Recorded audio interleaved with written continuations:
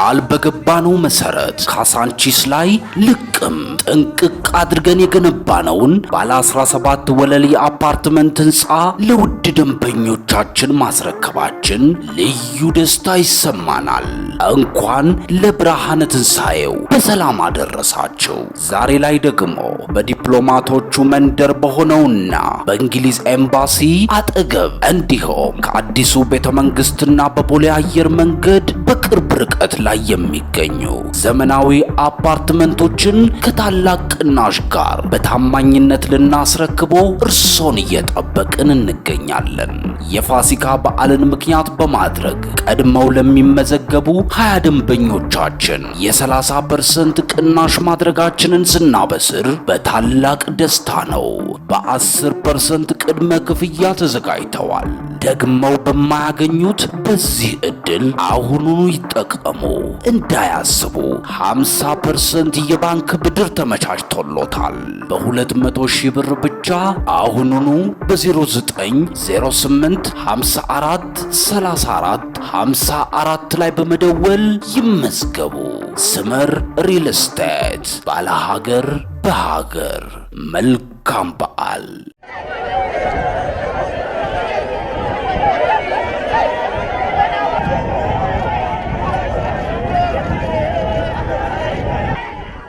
በቤተ ክርስቲያን ላይ ምን ተፈጥሮ ይሆን? የጸሎት ጥሪ ለመላው ዓለምና በኢትዮጵያ ለሚገኙ ምዕመናን ሁሉ ስለ ቤተ ክርስቲያን በጸሎት እንዲተጉ ጥሪም ቀርቧል። በኢትዮጵያ ቃለ ሕይወት ቤተ ክርስቲያን ላይ በደረሰባት አስከፊ ክስተትም ህዝበ ክርስቲያኑ በእግዚአብሔር ፊት ይውደቅ። በቃለ ሕይወት ቤተ ክርስቲያን የተፈጠረውስ ምን ይሆን? የ18 ሰዎች ህይወት ሲያልፍ በ62 ሰዎች ላይ ደግሞ ጉዳት መድረሱ ተገልጿል። ይህ አስከፊ ጉዳት ቤት አካባቢ ተከሰተ። የአደጋው መንስኤስ ምን ይሆን የሚሉትን በዝርዝር በመረጃችን ይዘናል። በቆይታችሁ ታደምጡታላችሁ። በሌላኛው መረጃችን ፍቅርን የተሞላ እውነተኛ ወረት ማያውቅ እውነተኛ ሲቀርቡ ማትጎዳ እውነተኛ በሚል እጅግ ተወዳጅ ዝማሬው የሚታወቀው አንጋፋውና እውቁ ዘማሪ ሳሙኤል የገጠመው ያልተጠበቀ ሆኗል። ዘማሪው የገጠመው ምን ይሆን? የክስተትስ በማን ቤተ ክርስቲያን ተፈጸመ? የሚሉትን በመረጃችን ይዘንላችኋል። በቆይታችሁ ታደምጡታላችሁ። በሌላኛው መረጃችን ዶክተር ማሙሻ ፈንታ በሕይወት ብርሃን ቤተክርስቲያን ላይ የፈጸመው ተግባር ያልተጠበቀ ሆኗል። ላለፉት 25 ዓመታት በኃላፊነት ላገለገለበት ቤተክርስቲያን እጅግ አነጋጋሪ ተግባርን በይፋ አከናውኗል። ዶክተር ማሙሻ በቤተክርስቲያን ላይ የፈጸመው አነጋጋሪ ተግባር ምን ነበር የሚለውን በመረጃችን አካተን ይዘናል። ታደምጡታላችሁ። በስተመጨረሻም ህዝበ ክርስቲያን ሁሉ ሊያደምጠው የተገባ አስቸኳይ መልእክት ተላለፈ። ወደዳችሁም ጠላችሁም የሚሆን ነገር አለ። ሰይፍ ወደ እናንተ እየመጣ ነው። የእግዚአብሔር ሐሳብ ይረው ድምቀታችሁ አለ፣ መሰባሰባችሁ አለ፣ ነገር ግን እግዚአብሔር በመካከላችሁ የለም በማለት እጅግ አስፈሪ በአስቸኳይ ልናደምጠው የተገባ መልእክትም በእግዚአብሔር ሰው ፓስተር እንድሪያስ አዋዝ አንደበት ተነግሯል። ለቤተ ክርስቲያንና ለህዝበ ክርስቲያኑ የተላለፈው አስቸኳይ መልእክት ምን ይሆን? በቆይታችሁ ካንደበቱ ታደምጡታላችሁ። እስከ መረጃው ፍጻሜ አብራችሁን ቆዩ።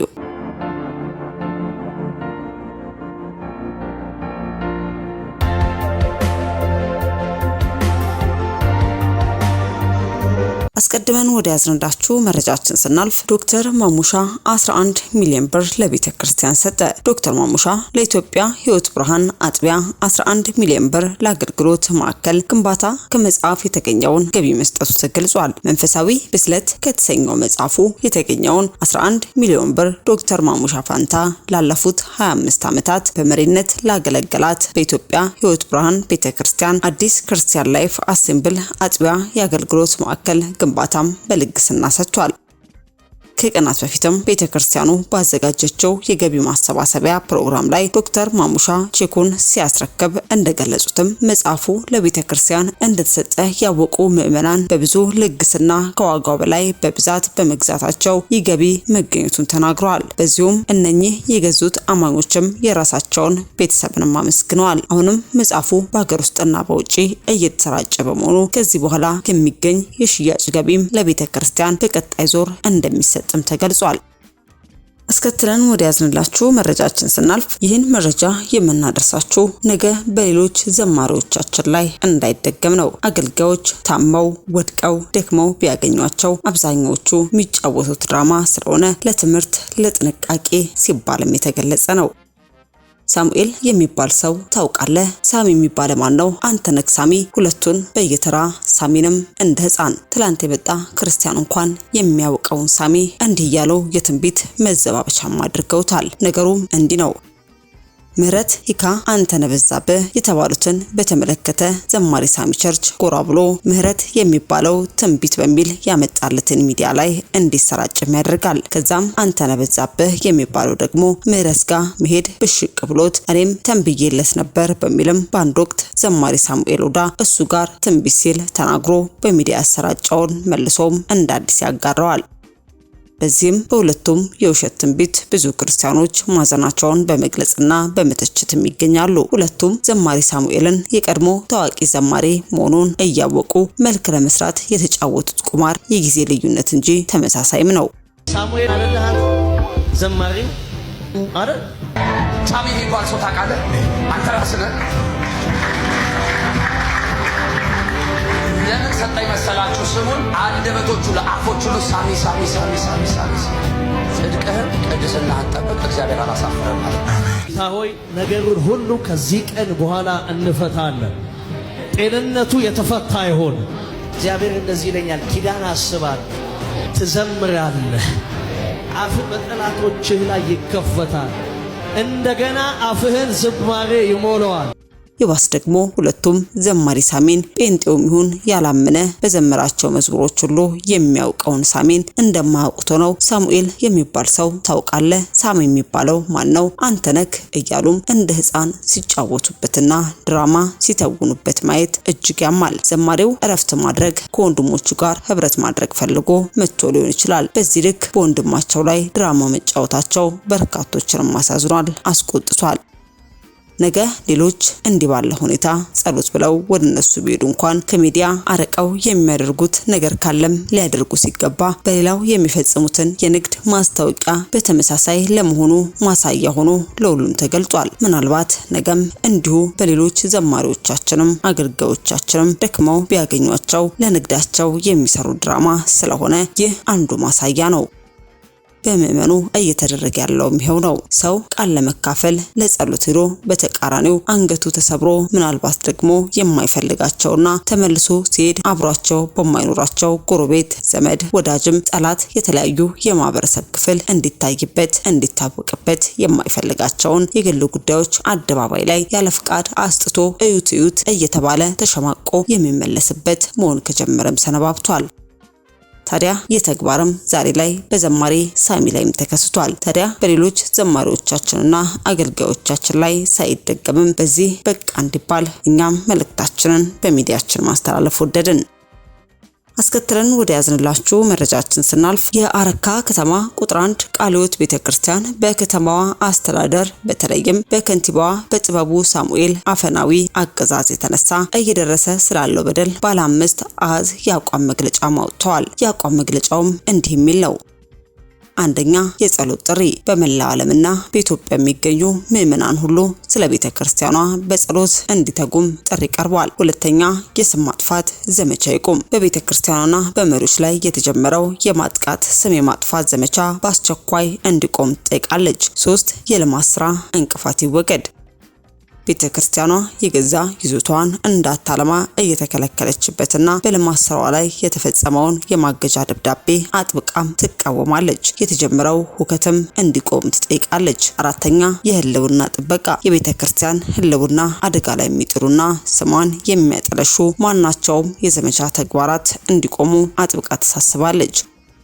አምስተኛ የመንግስት ጣልቃ ገብነት የከተማው አስተዳደር በቤተክርስቲያኗ በመሪዎች ላይ እየደረሰ ያለውን ህገ መንግስታዊ እርምጃና ዛቻ ቤተክርስቲያኗ አጥብቃ ትቃወማለች በማለትም ባለ 5 አሃዝ የአቋም መግለጫ ማውጣለች። ታዲያ ወንድም ጥበቡ ሳሙኤልም ይህች ቤተክርስቲያን አንተን ከልጅነት ጀምራ ደህንነት አስተምራ አጥምቃ ኮትኩታ ያሳደገች ናት። እሷን በቻልኩ አቅም ደግፋት እንጂ ከቶም አትግፋት። ይህን ያክል ልክ እንደ ግብጽ ንጉስ እንደ ፈርዖን ልብ ሄደነደነው ለምን ሲሆን ለክብር ወይንስ ለውርደት? ይህን ምላሽ እዚህ ላይ ጌታውን ወደ ራስህ እንድትመለስ መልካም ምኞታችንን ገለጽን። አስከትለን ወደ ያዝንላችሁ መረጃችን ስናልፍ ተሽከርካሪው በደረሰበት ከፍተኛ ጉዳት ምክንያት የታርጋ ቁጥሩን ለይቶ ለማወቅ አስቸጋሪ ነው ሲል ፖሊስ የደረሰውን አስከፊ የመኪና አደጋ መግለጹን ተመልክተናል። በደሃና ወረዳ በደረሰው አሰቃቂ የትራፊክ አደጋ የ18 ሰዎች ሲያልፍ በ62 ሰዎች ላይ ደግሞ ጉዳትም ደርሷል። በአማራ ክልል በዋግምራ ብሔረሰብ አስተዳደር ከእብናት ከተማ ተነስቶ ወደ ሰቆጣ ከተማ በመጓዝ ላይ የነበረው አይሱዚ ተሽከርካሪም በደረሰ በደረሰበት ድንገተኛ አደጋ የ18 ሰዎች ሕይወት ማለፉን የደሃና ወረዳ ፖሊስ ጽሕፈት ቤት አስታውቋል። ፖሊስ አደጋው የደረሰው በደሃና ወረዳ በ09 ቀበሌ ልዩ ስሙ ቢግርሻ ተብሎ በሚጠራው አካባቢ እንደሆነና ተሽከርካሪው በደረሰበት ከፍተኛ ጉዳት ምክንያትም የታርጋ ቁጥር ለይቶ ለማወቅም አስቸጋሪ መሆኑን ገልጿል። በደረሰው በዚህ አሳዛኝ አደጋ የ18 ሰዎች ሕይወት ወዲያውኑ ያለፈ ሲሆን በሌሎች 62 መንገደኞች ላይ ደግሞ ቀላልና ከባድ የአካል ጉዳትም ደርሶባቸዋል። የአደጋው መንስኤና ዝርዝር ጉዳዮችን በተመለከተ ተጨማሪ መረጃ ለማግኘትም የዋግምራን ብሔረሰብ አስተዳደር ምክትል አስተዳዳሪና ኢንቨስትመንት መምሪያ ኃላፊ የሆኑትን አቶ ሹመት ጥራሁንን ብንጠይቅም በሌላ ቀን እንድንደውል በመንገር ዝርዝር መረጃን ከመስጠትም ተቆጥበዋል።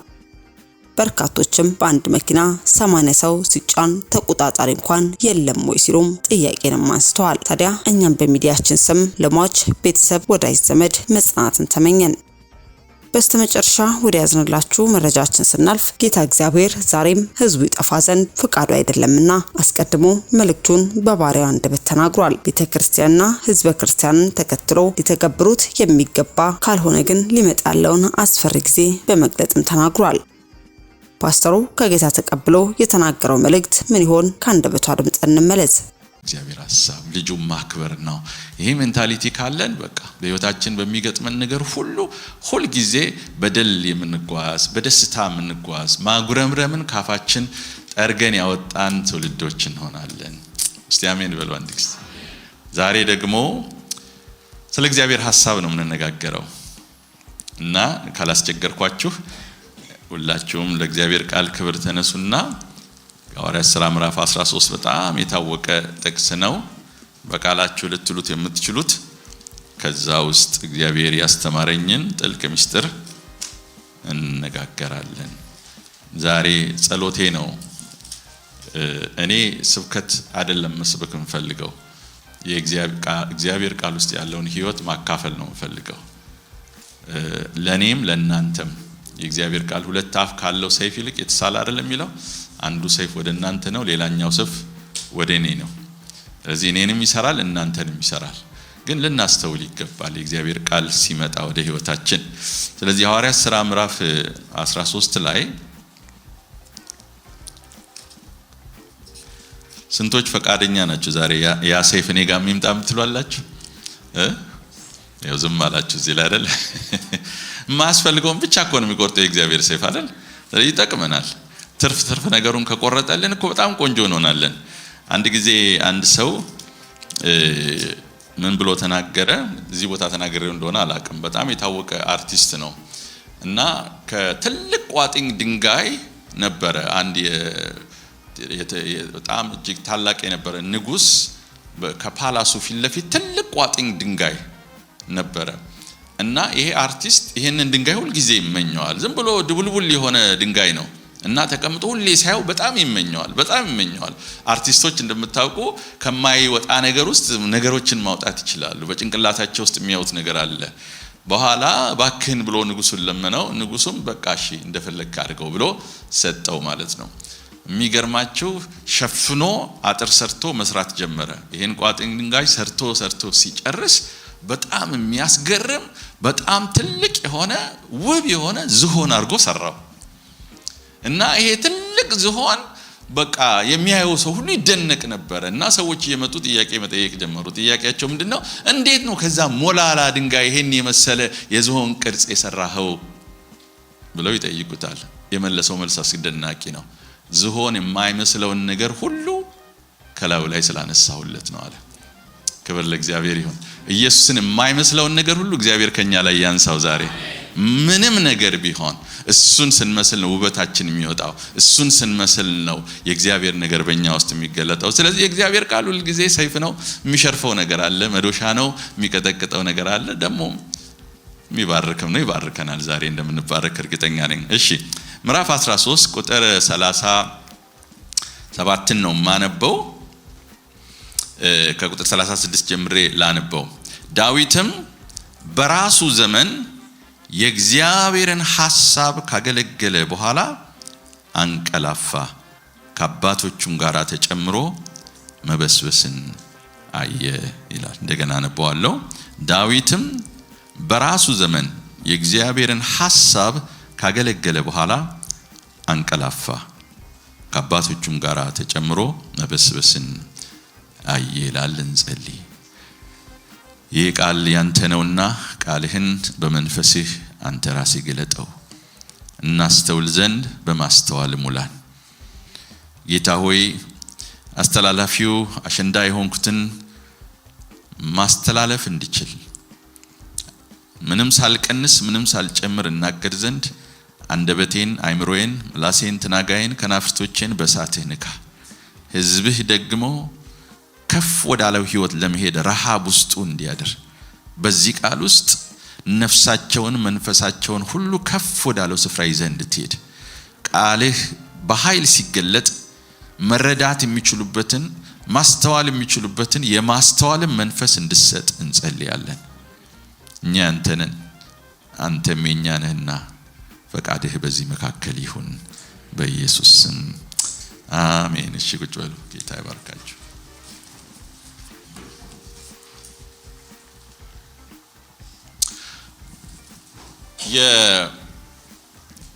የሐዋርያት ሥራ መጽሐፍ ጸሐፊ ሉቃስ ነው። እንደምታውቁት ሉቃስ ኃይለኛ ተራኪ ነው።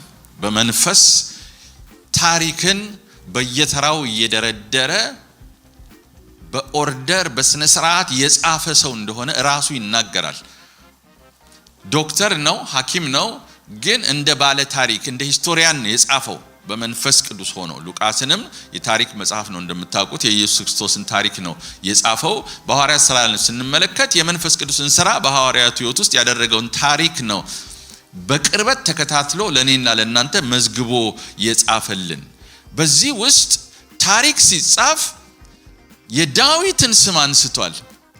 የሚገርማችሁ የእግዚአብሔር መንፈስ በትንሽ ቃል ብዙ ነገር መናገር ስለሚችል ስለ ዳዊት ሲናገር አሁን ባነበብኩላችሁ ክፍል ላይ ዳዊት ከ100 ዓመት በላይ እንደኖረ ይነገራል።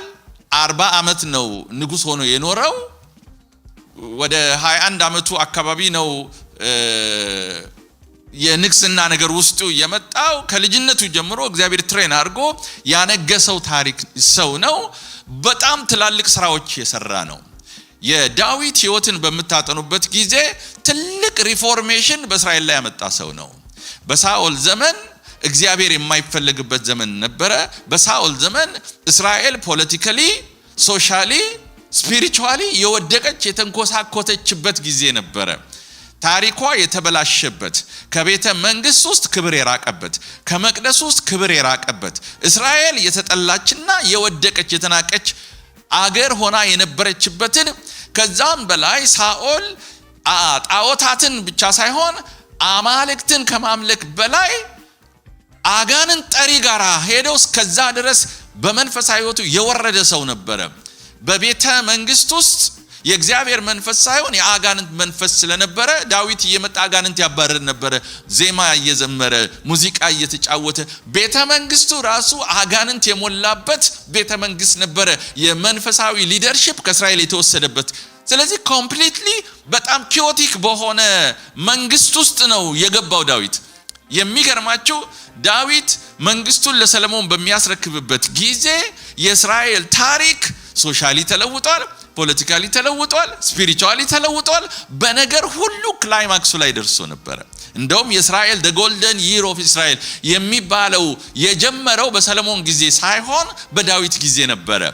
ወርቁን አከማይቶ ነበር፣ ብሩን አከማይቶ ነበር፣ ገንዘቡን አከማይቶ ነበር። እግዚአብሔር 24/7 ይመለክ ነበር በመንፈሳዊ ነገር። መጀመሪያ በሳኦል እግዚአብሔርን ትተናል ረስተናል ያለው ዳዊት በዳዊት ዘመን ግን በሚገርም መልኩ 24/7 እግዚአብሔር እንዲመለክ ስፒሪቹዋል ክላይማክሱን ከፍተኛ ቦታ ላይ ይሄ ሰው አድርሶት ነበር። ጎልያድን የገደለ ሰው ነው። ቤተ መቅደስ እንዲሰራ አይዲያውን ያመነጨ ሰው ነው። ትላልቅ ነገሮች ያደረገ ትልቅ የእግዚአብሔር ሰው ነው። የዚህን የእግዚአብሔር ሰው ጉልበትና ኃይል ስትመለከቱ በጦርነት ተሸንፎ የማያውቅ ኃያል ተብሎ የተጠቀሰ ነው። ምክር የሚሰማ የሚመክረው አኪጦፌል የተባለ እንደ እግዚአብሔር ቃሉ የሆነለት ሰው ዙሪያው የነበረ ሰው ነበረ። እሱ ዙሪያ የነበሩት ኃያላን በሚያስገርም መልኩ ሰራዊትነታቸው ተሸንፎ የማያውቁ አንድ ሰው እስከ 1000 ሰው የሚመቱ ኃያላን በዙሪያው የነበሩ ሰው ነበረ። ማይቲ ማን ኦፍ ጋድ ነበረ። ዳዊት እንደ ማንም ተራሰው አልነበረም። ነገር ግን የዳዊትን የህይወት ታሪክ ሉቃስ በመንፈስ ቅዱስ ሲጠቀልለው ውስጠ ሚስጥሩ አንድ ነገር ብቻ ነው አለ። only one thing። የእግዚአብሔር ሰው የሰራው ስራ አልተተረከለትም። ለመቅደሱ ያደረገው ነገር አልተተረከለትም። የገደለው ጎልያድ ጀግንነቱ አልተተረከለትም። ያመጣው ሪፎርሜሽን አልተተረከለትም፣ አልተነገረለትም። በዚህ መጽሐፍ ላይ ሊተረከለት ይገባ ነበር በመሰረቱ። ነገር ግን ያ አንድም ነገር ስለ ዳዊት አልተነገረለትም። ስለ ዳዊት የእግዚአብሔር ቃል የተናገረው ይሄን ሁሉ ያደረገበት አንድ ሚስጥር ብቻ ነው ብሎ ይነግረናል። እሱ ምንድነው? ዳዊት ያገለገለው የእግዚአብሔርን ሐሳብ ነበር ይላል። ሃሌሉያ። ለካ አልኩኝ ጎልያድን የጣለው የዳዊት ወንጭፍ አይደለም። ጎልያድን የጣለው የእግዚአብሔር ሐሳብ ነበር። ክብር ለእግዚአብሔር ይሁን። እስቲ አሜን በሉ ባካችሁ። በእግዚአብሔር ሐሳብ ነው ወንጭፎ የገነደሰው። ለካ ቤተ መቅደሱ እንዲሰራ አይዲያ የመጣው የእግዚአብሔርን ሐሳብ የተሸከመ ሰው ስለነበረ ነው። ለካ ይሄ ሰው በጦርነት ኃይለኛ ያደረገው የተሸከመው የእግዚአብሔር ሐሳብ በሱ ላይ ስለነበረ ነው። ያገለገለው የእግዚአብሔርን ሐሳብ ስለነበረ በእግዚአብሔር ሐሳብ ውስጥ ያለው ነገር በሙሉ በዚህ ሰው ህይወት ላይ ተገልጦ ታይቶ እናያለን። ስለዚህ ምን ማይቲ ማን ኦፍ ጋድ አደረገው ዳዊትን ብትሉ የተሸከመው የእግዚአብሔር ሐሳብ ነበረ። ይሄን ሲያሳይ መንፈስ ቅዱስ የሌሎቹን ትላልቅ ሰዎች ኃያላን ሰዎች የከበሩ እግዚአብሔር አንቱ ተብለው በመጽሐፍ ቅዱስ የተጻፈላቸውን ሰዎች ታሪክ ሄጄ ማጥናት ጀመርኩ። ለካ ኃይላቸው ውስጥ አይደለም። ለካ ክብራቸው ያለው በሰሩት ስራ አይደለም። ትልልቅ ስራ መስራታቸው አይደለም ትልቅ ያደረጉት ሚራክል አልነበረም ትልቅ ሰው ያደረጋቸው። የሰሩት ስራ አልነበረም ታላላቅ ሰዎች ያደረጋቸው። የእግዚአብሔርን ሰዎች ታሪክ በሙሉ ሄዳችሁ አጥኑ። አንድ ሚስጥር ነው የምታገኙት። እያንዳንዳቸው ለህይወት ዘመን የሚሆን አንዳንድ ሐሳብ ይዘው ነበር። ያገለገሉት ሐሳብ ነው ማይቲ ያደረጋቸው። ስለዚህ ስለ ዳዊት ኮንክሉድ ሲያደርግ ምንድነው ያለው? ዳዊትም አለ በገዛ ዘመኑ በትውልዱ መካከል፣ ምክንያቱም የኛን ትውልድ ሊያገለግል አይችልም፣ ሞቷል። ከሱ በፊት የነበሩትን ትውልድ ሊያገለግል አይችልም፣ አልተወለደም። ስለዚህ ማገልገል ይችል የነበረው ማን ነበረ? ትውልዱን ነበረ። ያንን ቅድም በነገርኳችሁ በሳኦል ምክንያት ከዛም በፊት በነኤሊ ምክንያት ተበላሽቶ የነበረው የዛን ትውልድ ታሪክ በምን ቃኘው በምን አስተካከለው ብትሉ በእግዚአብሔር ሐሳብ ነው። በጥሩ ስብከት አይደለም የለወጠ ያን ትራንስፎርሜሽን ያመጣው። በጥሩ ዝማሬ አይደለም ያመጣው። አደራችሁን ሰሞኑን ይሄን ደጋግሜ የምናገረው ቤተክርስቲያን ትራዲሽናል ሪሊጂየስ እየሆነች ስለመጣች እነዚህ ነገሮች አያስፈልጉም አይደለም። ዋናውን ነገር ጥላ ከዋናው ነገር ውጪ ሌሎች ነገሮችን በቀደም ከፓስተር ጋር ያወራን ነበር። የሙሴ ድንኳን ውስጥ ታቦት የለም፣ ግን አምልኮ አለ። ለማን ነው የሚመለከው? አምልኮ የሚቀርበው ለማን ነው? ታቦቱ የእግዚአብሔር ምሳሌ አይደለም እንዴ?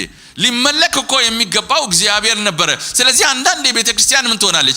ዋናውን ነገር ጥላ በቤተክርስቲያን ውስጥ ባሉ ስርዓቶች ጭልጥ ብላ ትጠፋለች። ድምቀቱ አለ፣ ውበቱ አለ፣ መሰባሰቡ አለ፣ ፕሮግራሙ አለ፣ ግን እግዚአብሔር የለም። አገልግሎቱ አለ፣ ግን ከአገልግሎቱ ጀርባ ምንም የሆነ የእግዚአብሔር ነገር የለም። ለካ የእግዚአብሔርን ሰዎች ትልቅ ያደረጋቸው የተሸከሙት ሐሳብ ነው። እግዚአብሔር ስለ ዳዊት ሲመሰክር የሚያስገርም ምስክርነት መሰከረ። እንዴት አድርጎ ጎልያድን እንደጣለው አልተናገረም። እግዚአብሔር ራሱ እንዴት አድርጎ ሪፎርሜሽን እንዳመጣ አልነገረለትም። እግዚአብሔር ልቡን የማረከው እንደ ልቤ የሆነ የእሴይን ልጅ ዳዊትን አገኘሁት አለ። ምን ማለት ነው? በእኔ ልብ ውስጥ ያለውን ነገር ለማገልገል የሚተጋ ፍላጎቱ የሚፈልገውን ለማድረግ አይደለም፣ ፍላጎቱ በእኔ ልብ ውስጥ ያለውን ነገር ማድረግ ነበር ብሎ እግዚአብሔር መሰከረለት። እግዚአብሔር እንደሱ ያለ ወዳጅ አልነበረውም። ከ2000 ዓመት ከ1000 ዓመት በኋላ የዳዊት ስም ሲጠራ እግዚአብሔር ይቆም ነበር። የዳዊት ልጅ ሆይ ባረኝ ብሎ ሲጮህ ያውር ምንድን ነው ያደረገው? ጌታ ኢየሱስ ቀጥ ነው ያለው። ለምን? ዳዊት ለእግዚአብሔር ሶ ስፔሻል የሆነ አገልጋይ ነበር። ምን ስፔሻል አደረገው? ዳዊት ሁሉ ጊዜ ከእግዚአብሔር ልብ ጀርባ የሚሮጥ ሰው ነበር። ዳዊት የሚያስገርም ሰው ነው ወገኖች። እኔ ጊዜ ስለሌለኝ ብዙ ማለት ስለሚቻል ቶሎ ቶሎ ብዬ እናገራለሁ። ጥቅሶቹን ግን ሰጣቸዋለሁ። መዝሙር 139 ቁጥር 17 ላይ ስለ እግዚአብሔር ሲናገር አቤቱ ሐሳቦችህ በእኔ ዘንድ እንደምን የተከበሩ ናቸው አለ። እኛ እኮ ቃል እየሰማን ቃል አናከብርም።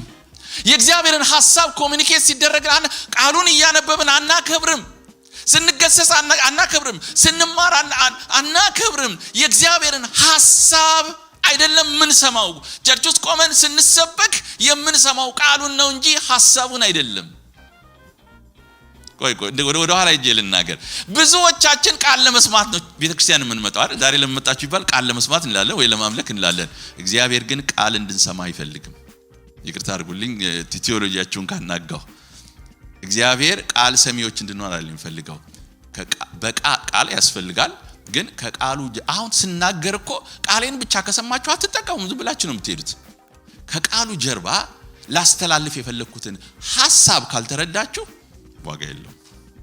እግዚአብሔር ቃል የሚናገርበት ምክንያት፣ ቃሉን የጻፈልን ምክንያት፣ ቃሉን ሊነግረን የፈለገበት ምክንያት ሐሳብ ስላለው ነው። ሐሳቡን ነው ሼር ማድረግ የፈለገው እግዚአብሔር።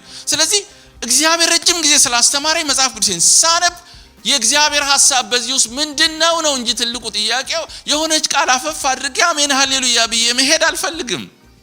ብዙዎቻችን እንደዛ ነን። የምንፈልገውን ቃል ሰምተን እሷን አፈፍ አድርገን እንሄዳለን። ሌላውን ግን በሙሉ ደፍተነው ነው የምንሄደው። አይደለም ወገኖቼ። አሁን ከተናገርኩት 40 ደቂቃ ባስተምር 1 ሰዓት ባስተምር አንዷን ቃል ብቻ ይዛችሁ ብትሄዱ እኔ ምን ይላሉ ሰው? እኔ እቺ ቃል ናት ልቤን የነካችኝ ይላሉ። ጥሩ ነው መነካታችን፣ ግን ሐሳቡን አግኝተዋል ወይ? የእግዚአብሔር ሐሳብ እጅግ ብዙ ነው አለ ዳዊት። በእኔ ዘንድ ደግሞ የተከበሩ ናቸው አለ። this is ወገኖቼ የዳዊት የህይወቱ ሚስጥር ለእግዚአብሔር ሐሳብ ክብር ነበረው። ሪስፔክት የሚያደርገው በህይወቱ ትልቅ ቦታ በህይወቱ የሚሰጠው ንግስናውን አልነበረም። ትልቅ ቦታ የሰጠው ዙፋኑን አልነበረም። ዳዊት ሰራዊቱን አልነበረም ትልቅ ስፍራ የሰጠው ዳዊት።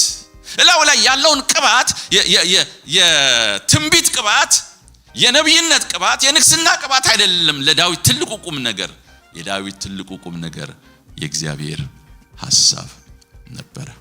ስለዚህ በህይወቱ ማለቂያ በአንዲት ቃል በአንዲት መስመር ሰመሪው ሲጻፍ የዳዊት ትልቅነት ያገለገለው ሐሳብ ነው ተብሎ ተጻፈለት። አገልግሎት መዘመር አይደለም፣ መስበክ አይደለም። አገልግሎት እግዚአብሔር ሐሳቡ ምን እንደሆነ አውቆ በዛ ሐሳብ ኮሙኒኬት ማድረግ መቻል ነው። ይሄን ካላደረግን ወገኖቼ ከንቱ ነን። አስቡ፣ ቤቴ የጠራኋችሁ ለአንድ ጉዳይ ነው። እኔ በጣም ግሪን ቀለም ወዳለሁ። ቤቴን ግሪን ቀለም ቀቡልኝ ብዬ ሄድኩኝ ልበል። ከአንድ ሳምንት በኋላ ስመጣ እናንተ አይ እኛ ምን ፈልገው ሰማያዊ ነው ብላችሁ ቀብታችሁ ብትመጡ ምንድነው የሚሰማኝ? ወዴት ምን የሚሰማኝ ይመስላችኋል?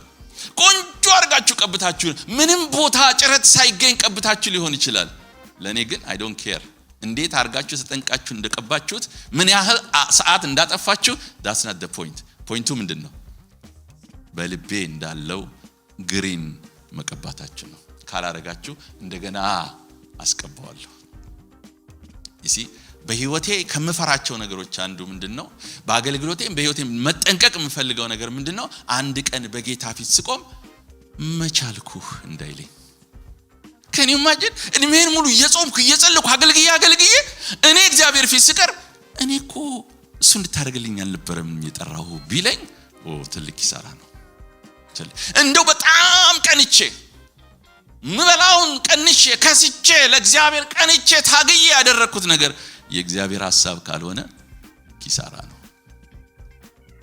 ነው ወገኖቼ በጣም ትልቅ ነገር ነው ማካፈላችሁ በእውነት እግዚአብሔር ያውቃል በልቤ ሸክም ጸልዬም ነው የመጣሁት ይሄ ነገር ለኔም ለናንተም ስለሚያስፈልገን እና አሳያችኋለሁ እና የዛሬ መልእክቴ ዝም ብለን አንሩጥ ባካችሁ ከሐሳቡ ጋር እንስማማ ነው ከእግዚአብሔር ሐሳብ ጋር እንስማማ የኔ መናገር የኔ መዘመር የኔ ማገልገል የኔ ጾሞ መጸለይ it means nothing ለእግዚአብሔር የሚያየው እነዚህ ነገሮች አስፈላጊ ቢሆኑም እግዚአብሔር የሚያየው ጸሎቴም መስጠቴም አገልግሎቴም ለእግዚአብሔር ሐሳብ ሲሆን ነው እግዚአብሔር ሐሳብ ሲሆን ነው የእግዚአብሔር ሐሳብ ከሁሉ ይበልጣል ወገኖቼ ክብር ለእግዚአብሔር ይሁን አንገልናገርና ወደ ዋናው ሐሳብ ይልግባ እስካሁን ዋናው አይደለም ወይ እንዳትሉኝ እንትን ነው ያውን የሰጣችሁ ምግብ ቤት ሄዳችሁ ተመገቡ አፕታይዘር ይሰጣችኋል አይደል ሰላጣ ነው የበላችሁት እስካሁን ዋናውን ነገር the main dish አሁን ይመጣል በጌታ በኢየሱስ ክርስቶስ አገልግሎት ውስጥ አንድ ነገር አሳየኝ እግዚአብሔር እንዴት በመስቀል ላይ ቆሞ ትልቁን የእግዚአብሔርን ሐሳብ ለመፈጸም ከየት አቅም አገኘ የሚለው ሚስጥር አየሁ እዚህ ጌታ ኢየሱስ ክርስቶስ መስቀሉ ላይ ከመቅረቡና ተፈጸመ ከማለቱ በፊት በህይወቱ ላይ ጆርኒዎች ነበሩ ስለዚህ የመጀመሪያው ጆርኒ የመከራው ሰዓት ሲደርስ ከዛ በፊት ማንም ምንም ሊያረጋው አልቻለም ለምን እግዚአብሔር ሐሳብ ስላልነበር እሱም በኮንፊደንስ ነው ሄደው በኮንፊደንስ አንድ ወንድም ምን አለ ጌታ ኢየሱስ ክርስቶስ በወጀቡ ላይ ሆኖ ወጀቢቷ ስትናወጥ እንግዲህ በኋላ ሄዳችሁ እንደሆነ አላቅም በሚናወጥ ወጀብ ውስጥ ቀርቶ በውሃ ላይ ስትሄዱ መተኛት ከባድ ነው ምክንያቱም ውሃው እንዲህ ስለሚል ማለት ነው እነሱ እየተናወጡ ጌታ ኢየሱስ ለሽ ብሎ ተኝቶ ነበር እና አንድ ወንድም ምን አለ እንዴት ተኛ በዚህ ባህር ላይ እሱ ሌሎቹ ሲናወጡ ተብሎ ሲጠየቅ መልሶ አንድ ነው አለ ጌታ ትሞታለህ ያለው መስቀል ላይ ነው እንጂ ባህር ላይ አይደለም አለ ስለዚህ ምንም ቢናወጥ ባህሩ ሞታለህ ያለው የት ነው መስቀል ላይ ስለሆነ ምንም እንደማይሆን ገብቶት ነው አለ እውነቱን ነው የእግዚአብሔር ሐሳብ ብቻ ነው በህይወታችን የሚሆነው ኢየሱስ ክርስቶስ መጀመሪያ የሞቱ ጊዜ ሲቃረብ የሄደው የት ነው ታውቃላችሁ ጌቴሰማኒ ነው ሄደው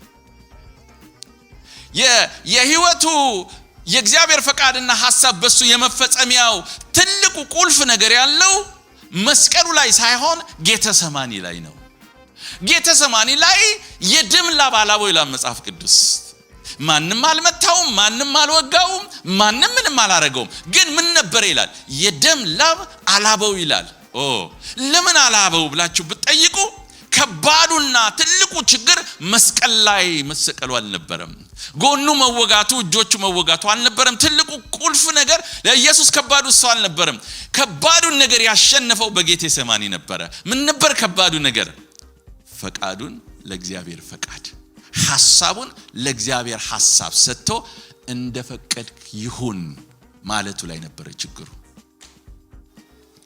ልክ ተናግሮ ጸልዮ 3 ጊዜ ነው ጸልዮ አይደል ጸልዮ የተሸነፈው ምኑ ነበር እስቲ ያናግሩኝ ዛሬ ፈቃዱ ነበር ያሸነፈው ሐሳቡ ነበር የተሸነፈው የሱ ሐሳብ ምን ነበር ጌታዊ ፈቃድ ቢሆን የኔ ሐሳብ ይሄ ጽዋን እንዲያልፍ ነው ብሎ ጸለየ ጌታ ኢየሱስ እግዚአብሔር ግን አለ ኖ የኔ ሐሳብ አንተ እንድትሞት ነው አለ ትግሉ ምን ነበር ይሄ ጽዋ ከኔ ይለፍ የሱ ፈቃድ ከዛስ እግዚአብሔር ምን አለ? አይ የኔ ፈቃድ ይሁን። ቀላል ነገር አልነበረም ወገኖቼ። ዝም ብሎ ጌታ ስለሆነ ያደረገው ነገር አይደለም። ከባድ ስለነበረ ነው 3 ጊዜ የጸለየው። ካኒው ማጂን ኢየሱስ 3 ጊዜ ሲጸልይ ኔቨር በሱ ሚኒስትሪ አንድ ጊዜ ለአንድ ነገር 3 ሲጸልይ አታየው። አላዛርን እንኳን ሲያስነሳው ና አለው፣ ወጣ፣ አለቀ፣ ፒሪድ። መስቀሉ ላይ ከመውጣቱ በፊት ግን ለእግዚአብሔር ሐሳብ ለመሸነፍ የደም ላብ እስኪያልበው ድረስ ታግሏል። እባካችሁ ስሙኝ። የክርስትና ቁልፉ ያለው ሐሳቤን ለእግዚአብሔር ሐሳብ እስኪሸነፍ ድረስ ነው እንጂ ከተሸነፈ በኋላ ህይወት ቀላል ነው። ብዙ ሰው ምን ይላል? ክርስትና ከባድ ነው ይላል። ምን አከበደው? ያንተ ሐሳብና የእግዚአብሔር ሐሳብ አብሮ አይሄድም። ጌታ በኢሳይያስ ላይ ምንድነው ያለው? ሐሳቤ እንደ ሐሳባችሁ መንገዴ እንደ መንገዳችሁ አይደለም ብሎ አንድ የሚያስገርም በጣም ከባድ ነገር ተናገረ። ምድር ከሰማይ እንደሚርቅ እንዲሁ የራቀ ነው። ስለዚህ የክርስትና ህይወት ከባዱ ነገር ያለው ከምድር ከሰማይ የራቀውን የኔን ሐሳብ በእግዚአብሔር መንፈስ ጸጋና ኃይል ተንበርክኬ ለእግዚአብሔር ፈቃድ ሲሸነፍ እሺ ስል እሺ እንበለው ወገኖቼ፣ then ሚራክል ይጀምራል፣ ፓወር ይጀምራል፣ ግሎሪ ይጀምራል። የህይወቴ ትግል እሺ ማለት ላይ ነው። ለእግዚአብሔር ሐሳብ መሸነፍ የጀመረለታ then እግዚአብሔር የኔና የናንተን ነገር ማሸነፍ ይጀምራል። ከዛ በኋላ ጲላጦስ ፊት ሲቀርብ መብቱን መተው አላስቸገረውም። እኔ እኮ ፈልጋለሁ ጌታ እንዲዋጉልኝ መላእክትን ባዝ በአንድ ጊዜ አንድ መልአክ እኮ 144,000 ሰው መጨረስ ይችላል። እልፍ አላፍ መላእክት አሉት ጌታ። መብቱን ቢጠይቅ ኖሮ አልበደለም። በድሏል ወይ ኢየሱስ? ጲላጦስ ምንድነው ያለው? በዚህ ሰው ላይ አንዲት በደል እንኳን አላገኘሁም እኮ ነው ያለው። እንዴት አንድ በደል የሌለበት ሰው ለግርፋት ለሞት አሳልፎ ተሰጣጥ? ልክ አይደለም። በህጉ መሰረት ነው የምላችሁ። ይሄ ሰው እኮ የተናገረው ቃል ሊያዝ ይገባ ነበር። በደል ሳያገኝበት እንዴት አሳልፎ ሰጠው? የሰጠው የእግዚአብሔር ሐሳብ ስለነበር ነው። መብት ቢያስፈልግ ኖሮ ምን አጥፍቻለሁ ብሎ መከራከር ይችል ነበር ጌታ። ግን የእግዚአብሔር ፈቃድ ምን ነበር? እንዲሞት ስለነበረ መብቱን እንዲጥል ያደረገው አስቀድሞ የተሸነፈለት ሐሳብ ነው። ለእግዚአብሔር ሐሳብ ካልተሸነፍን መብት ሁሉ ጊዜ ጣራ ነው። ከዛ በኋላስ በመስቀል ላይ ምን አደረገ ነው የሚለው? ነፍሱን ሰጠ ይላል። ቀላል ነገር ይመስላል፣ ግን ለኢየሱስ ቀላል አልነበረም። 6 ሰዓት ሙሉ የጣር የመከራ ጊዜ ነበረ። the passion of Christ አይታችሁታል ብዬ አስባለሁ። ከባድ ነው። እንደውም ራሱ የፓሽን ኦፍ ክራይስት እኮ በጣም ብዙ ነገር ኤዲት ተደርጓል። በኋላ በጣም ግራፊክ ነው ተብሎ በጣም ብዙ ነገር ቀያይረው ነው ያቀረቡት። እንዳለ ቢያቀርቡ ኖሮ ማንም ሰው ሊያየው አይችልም ነበር። በሰው ዘንድ የተጠላ ሰው የናቀው ማንም ሊያየው የማይፈልገው ሆኖ ነበር መስቀል ላይ የተገኘው። እንዴት ቻለው? የእግዚአብሔር ሐሳብ ወደሱ ሲመጣ የሰራለ ኢየሱስ ትግሉን የጨረሰው ሐሳቡ የተሸነፈለት ላይ ነው። ለዛ ሐሳብ ስንሸነፍ ወገኖቼ አቅም እናገኛለን። ቃል በገባነው መሰረት ካሳንቺስ ላይ ልቅም ጥንቅቅ አድርገን የገነባነውን ባለ 17 ወለል የአፓርትመንት ህንፃ ለውድ ደንበኞቻችን ማስረከባችን ልዩ ደስታ ይሰማናል። እንኳን ለብርሃነ ትንሣኤው በሰላም አደረሳችሁ። ዛሬ ላይ ደግሞ በዲፕሎማቶቹ መንደር በሆነውና በእንግሊዝ ኤምባሲ አጠገብ እንዲሁም ከአዲሱ ቤተመንግስትና በቦሌ አየር መንገድ በቅርብ ርቀት ላይ የሚገኙ ዘመናዊ አፓርትመንቶችን ከታላቅ ቅናሽ ጋር በታማኝነት ልናስረክቦ እርሶን እየጠበቅን እንገኛለን። የፋሲካ በዓልን ምክንያት በማድረግ ቀድመው ለሚመዘገቡ 20 ደንበኞቻችን የ30% ቅናሽ ማድረጋችንን ስናበስር በታላቅ ደስታ ነው። በ10% ቅድመ ክፍያ ተዘጋጅተዋል። ደግመው በማያገኙት በዚህ ዕድል እድል አሁኑኑ ይጠቀሙ። እንዳያስቡ 50% የባንክ ብድር ተመቻችቶሎታል። በ200 ሺህ ብር ብቻ አሁኑኑ በ0908 54 34 54 ላይ በመደወል ይመዝገቡ። ስመር ሪል ስቴት ባለሀገር በሀገር። መልካም በዓል። ውድ የሻሎም ቲዩብ አድማጭና ተመልካቾቻችን ለሰዓቱ የያዝንላችሁ መረጃ ያደመጣችሁትን ይመስል ነበር። በሌላ አዳዲስ መረጃ እስከምንገናኝ መልካም ቆይታ